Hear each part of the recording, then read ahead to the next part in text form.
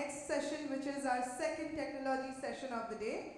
And the topic is data security in modern age, challenges and solutions. To present this session, may I invite on stage Mr. Pushkar Mhatre, pre-sales consultant, Gut Shield. A huge round of applause as we welcome him on the stage. Mr. Pushkar has a 6 years only into IT industry. He has an MBA ITSM from NISM Global. Can we please have a huge round of applause? Sir, the podium is all yours.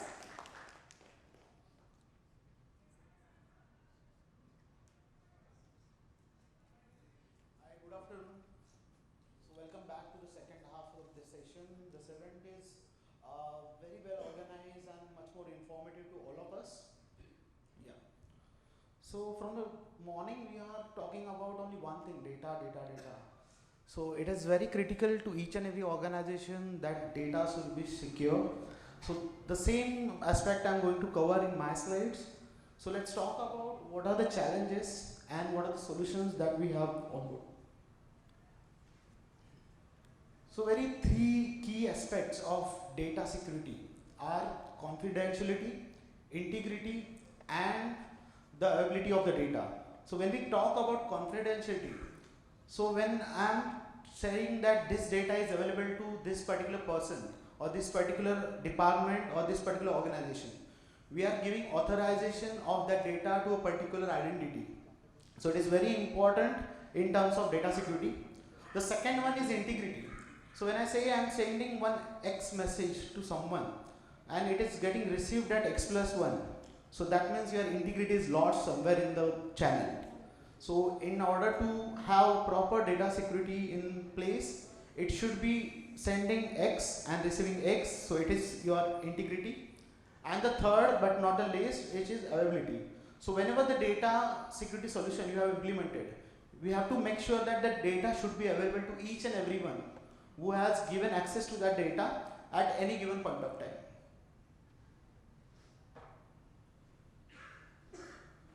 So what kind of data we need to protect?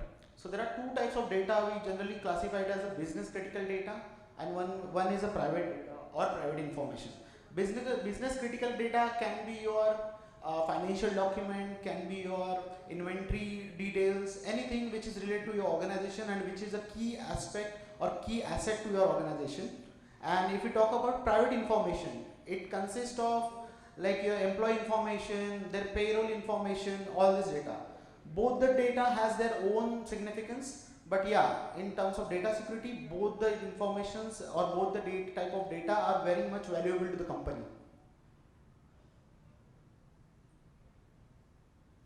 So nowadays, why each and every organization is going towards data security?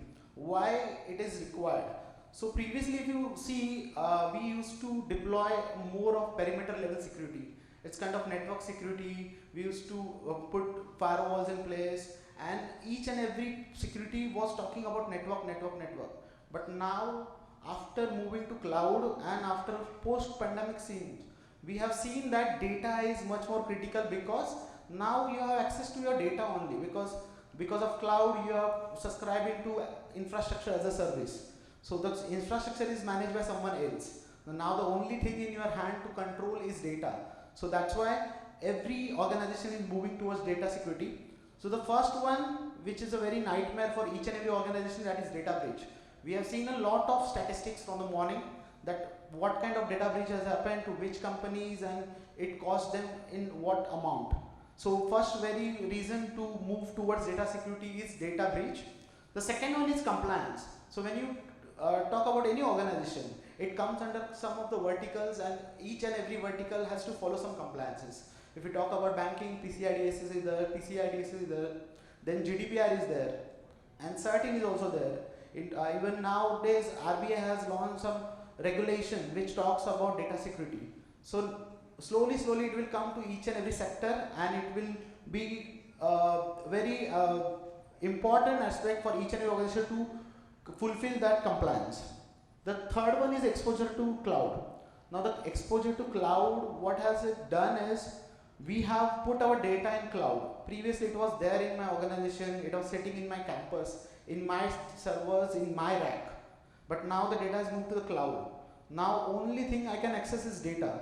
So I cannot manage network security each and every time because I am subscribing to infrastructure as a service or platform as a service.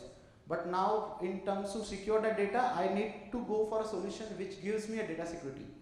And the last but not the least is lack of cybersecurity awareness. So like I said, traditionally we used to deploy network security a lot. And even nowadays also some companies are following the same pattern, but they are not still understanding the value of data. And in terms of that context, we need to implement something which can handle your data and which can secure your data.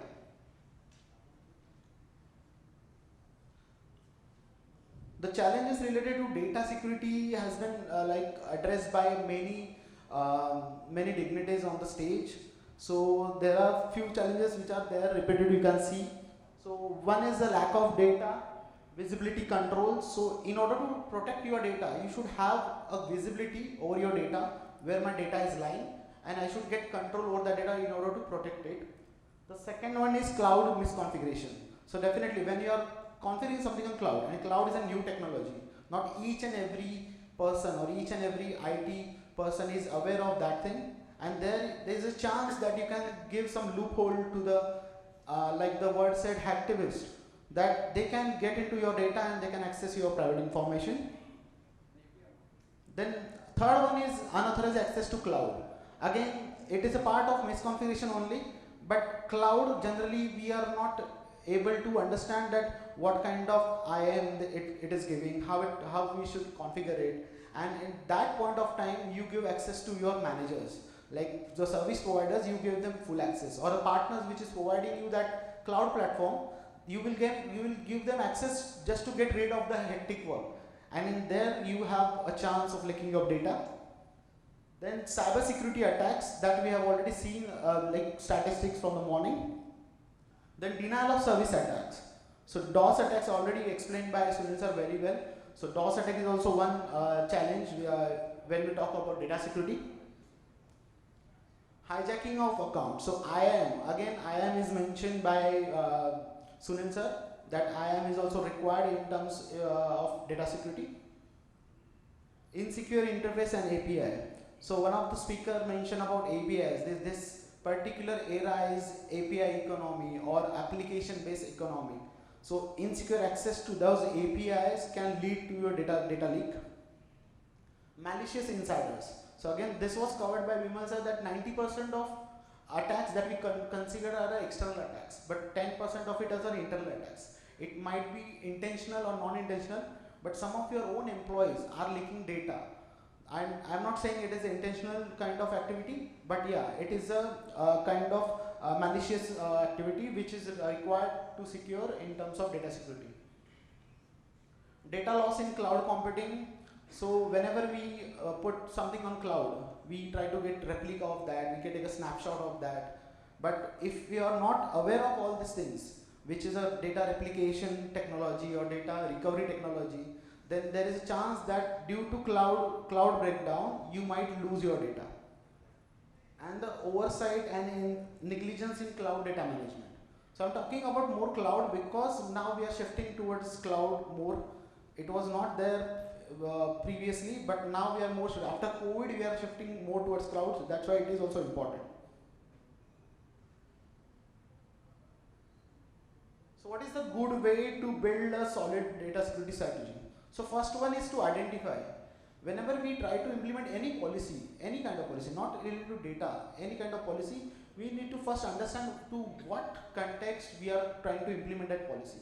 So if you are talking about data security, we need to identify what kind of data it is there in my network, what is my critical data, whether it is a business type of data, whether it is a personal information, I have to first identify it. The second one is to detect it. So you have to put one policy, or you have to put one solution, or you implement a solution which can identify, and after identification it can detect that traveling of data towards internet. The third one is to protect. So once that policy is or the solution is implemented, the protection should happen very quickly, so that whenever your user is intentionally or unintentionally trying to leak that data, it should capture that activity. The fourth one is respond. So once that activity is caught at a gateway level or the perimeter level, it should get immediately blocked and it should generate some kind of incident or event in that solution system. And the last one is recovery. Once that all the reporting part is done, there should be immediate action from the administrative part that should be taken, so that whichever data you have lost, you should not lose more data, and whatever data is in the process of losing, you can stop it immediately.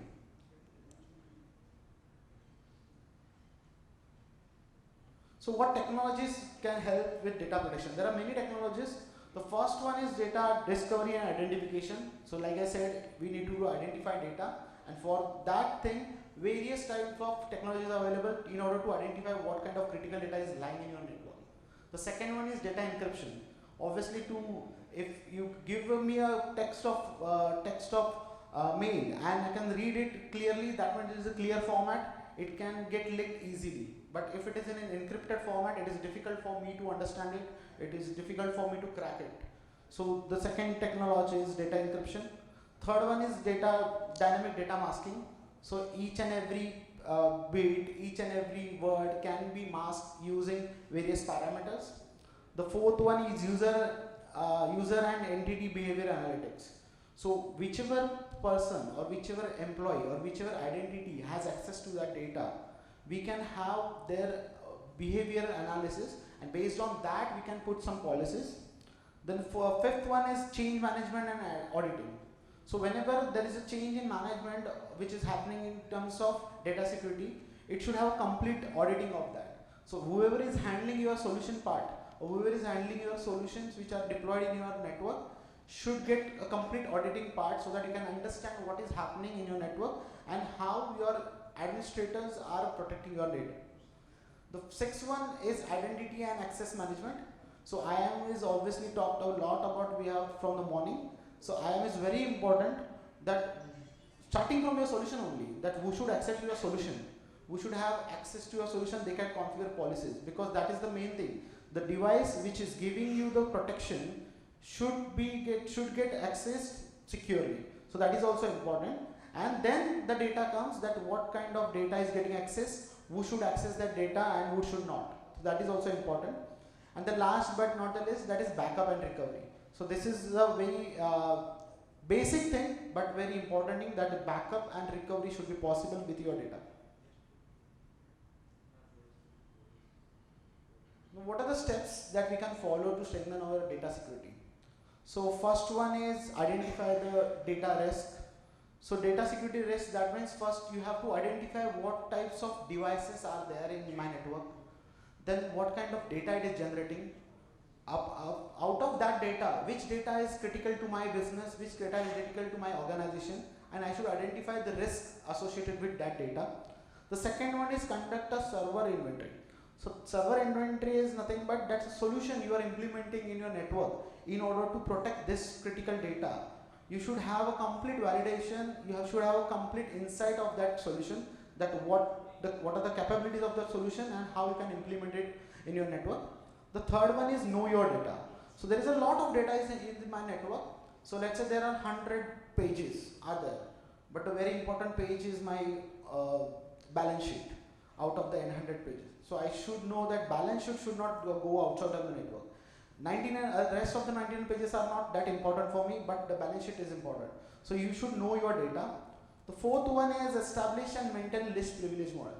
Now again, one of the speakers mentioned this before, that we should have a list privilege access. That means if someone is using application and we are connecting through VPN to a server or to a network, we should give access to that particular application only, or we should give access to that particular server only, not to the entire network, because that can lead to a complete data breach. And the last but not the least, that is stay on the top of the suspicious activity. So each and every small activities which are happening in network, which are you are not aware of. Let's say there is a company of 40 people, you can easily identify which person is doing what. But in the company of 1,000 people, 5,000 people, it is very difficult to identify what are they doing, what kind of files they are uploading on the internet, what is the mail they are sending, what is the attachment they are sending. And there is a possibility that they can send their business critical data on internet, and maybe intentionally or non-intentionally, but it can happen. So you have to keep track of each and every small activity which is happening in your network. You cannot ignore it. You should have visibility over it. Whether you want to protect it or not, or you want to restrict it or not, that is up to your company's policy, but you should have visibility of that. These are some cybersecurity breaches happen in India. So we have already seen the statistics. I will not repeat it again, but these are the major cybersecurity breaches happen in India from 2019 to 2021. So I will not go one by one because we have already seen the statistics. So yeah, now moving to next slide, that about the solutioning part. Now we have talked about the challenge, what is the process or method we should follow. But I have taken some key points from the speakers who have spoke before, that there are some key challenges which are there in, when we talk about security or cyber security. So the very first one which was raised by Bimal sir was privacy can be subjective to the organization. Privacy can be needed, we need to maintain privacy, or it should be broken for some reason. Like in government sector, we need to break it to identify the activity. So the same thing can be achieved by finding a middle way where you can have a complete visibility of each and every activity. Whether to restrict that activity or not, that is second part, but at least you can have visibility.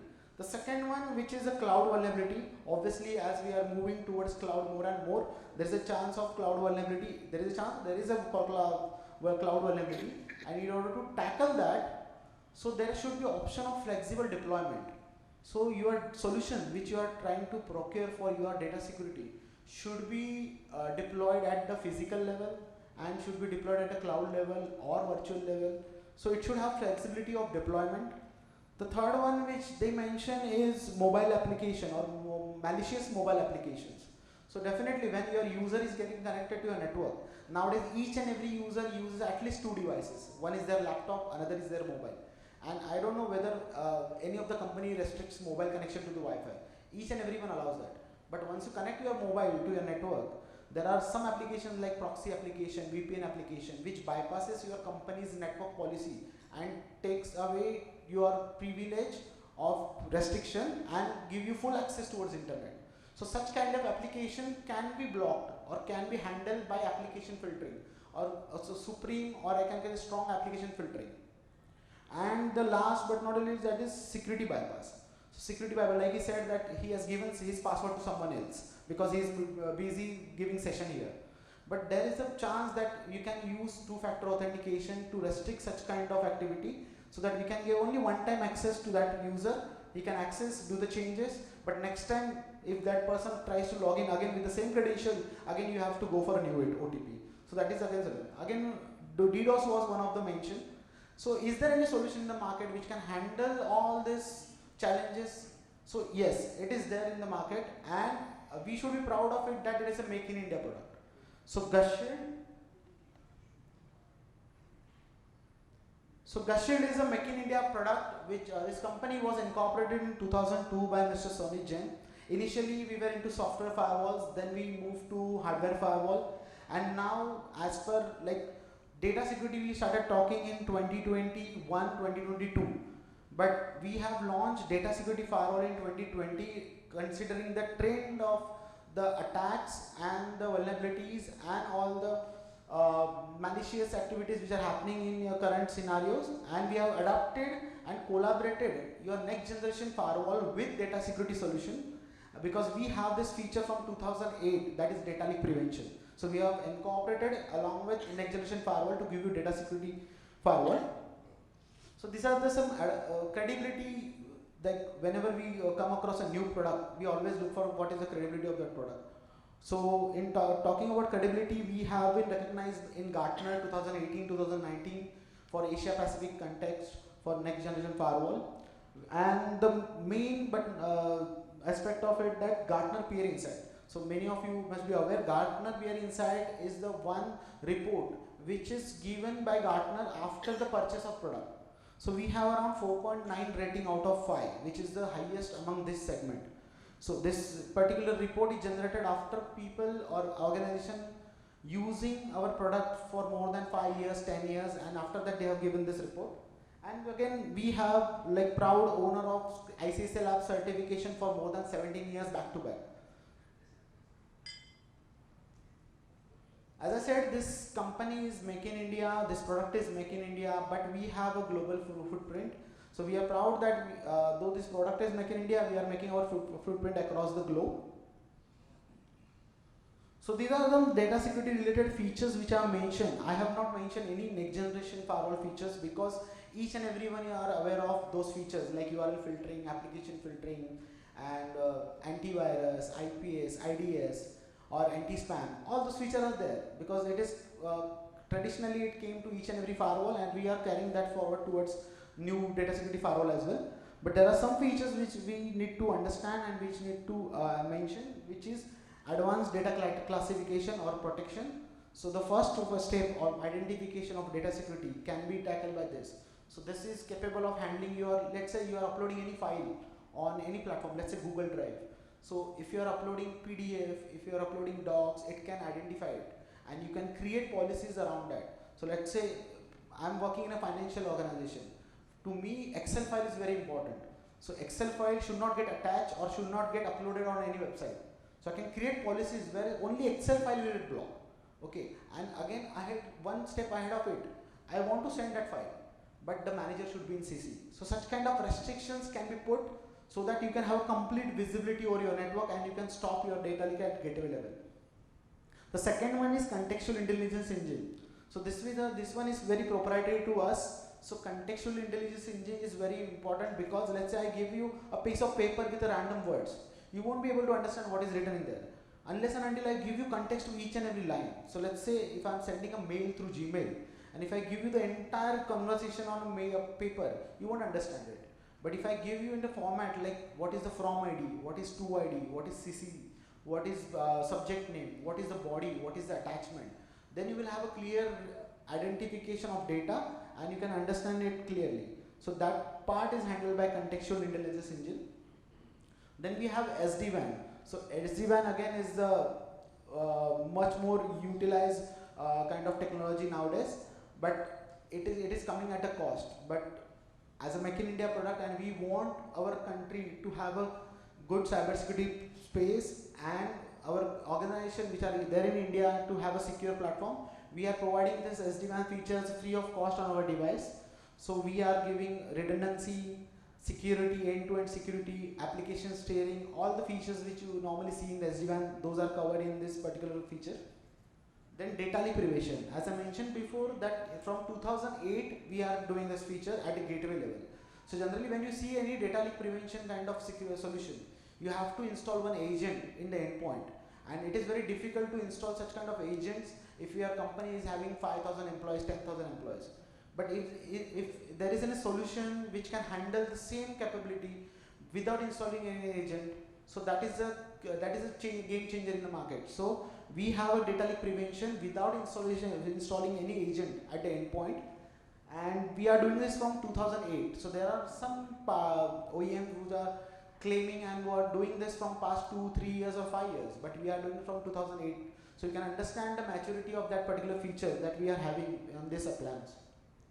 Then the second, another one is enterprise cloud. So now after COVID, each and everyone is known about the hybrid model. Some are working from home, some are working from office, some are doing staycations, they are going on picnics and they are working from there, right? So it is very difficult to implement policies on them. So if I'm sitting in my organization, it is very easy to implement policy. Let's say I can block Pawn, I can block Google, I can block Flipkart, Amazon, or any malicious sites or spam sites. But once I move out of my network, it is very difficult to implement any kind of policy. But enterprise cloud is a one feature where you can make that person come to your HO for browsing and then go to the internet. So the same policy which you have been implementing to your user when he was sitting in your network, the same policies you can implement on your roaming user as well. The next one is threat filtering. So we have a triple layer of threat filtering. The very first one is obviously traditional signature based antivirus, followed by ATP, advanced threat protection. So it is a complete hash based solution. We have a cloud hash database, we can track hack, and we are proud that we are going hand in hand with certain also. So we have some customers in power grid or power sectors who are using these firewalls, and obviously every day, every week they are getting some IPs, some hash values from certain, and which need to get uploaded on our database so that it can get blocked. So that integration also we have provided. And the last but not the least, that is sandboxing. And I will say it is a smart sandboxing because generally when you go for sandboxing, it is a completely separate device, and you have to select policy that what kind of file should go into sandboxing. But once the file is processed by ATP, and if ATP does not catch any kind of malicious activity or malicious elements in that file, sandboxing is smart enough that if it has a doubt that there is something malicious in this particular file, it will automatically send it to the sandboxing. So that is this triple layer of threat filtering that we provide. And the last but not the least, that is zero trust network. This is not any feature, but this is kind of protocol that we follow at our network, and we want our each and every customer and each and every organization in India should follow. What is zero trust network is that you should not trust each and every your employee. You should not put any restrictive policy, but at least you should have visibility, what kind of activities they are doing. So you should have reporting of that. Let's say like I'm not blocking Gmail for them. Let them use Gmail. But what they are doing on Gmail, that you should track. Because after 3 months, if some data breach happens, you should have logs of it and you should have reports of it so that you can identify the culprit behind that data breach. So that is the overall.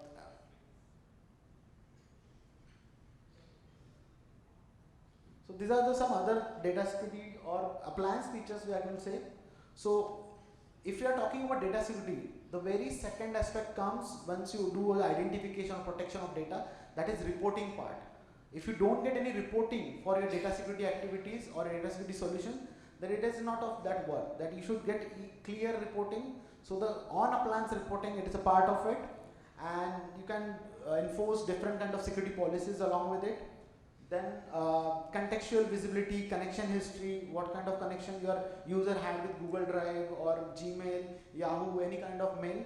And again, obviously, as it is a firewall, it can handle your ransomware, you can handle your malware, spyware, all kind of malicious files, and SaaS. So we have CASB also. So if you want to enable one kind of extra layer of protection over your application or over your server, so you can have one extra layer of protection where you can have another credential for your user before getting access to your server or application.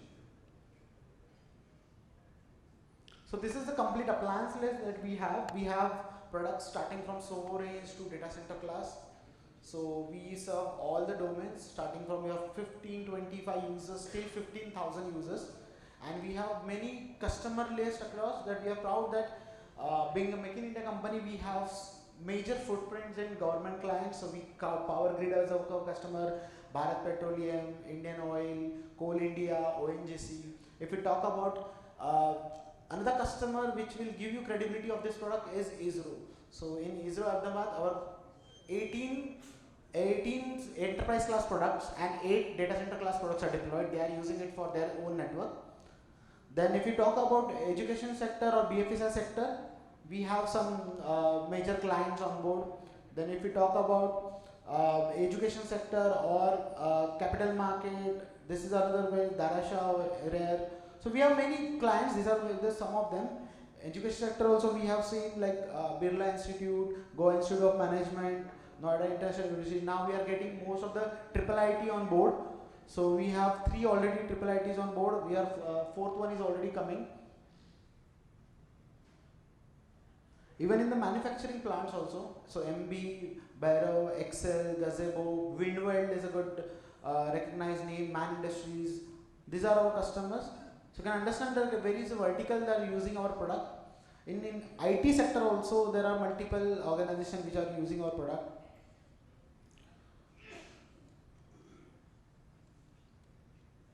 So this is the clientele.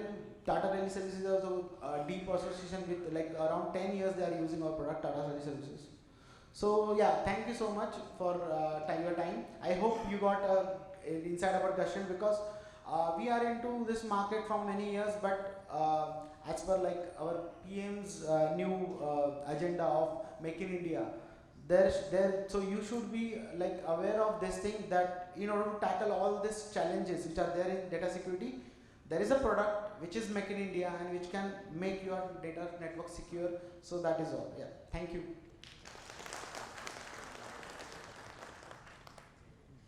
Thank you so much, sir. Sir, please stay back. We would like to invite on stage Mr. Shrikant Shitole to please kindly come forward and hand over the token of gratitude to Mr. Pushkar Mhatre. A huge round of applause, please, for such a wonderful presentation.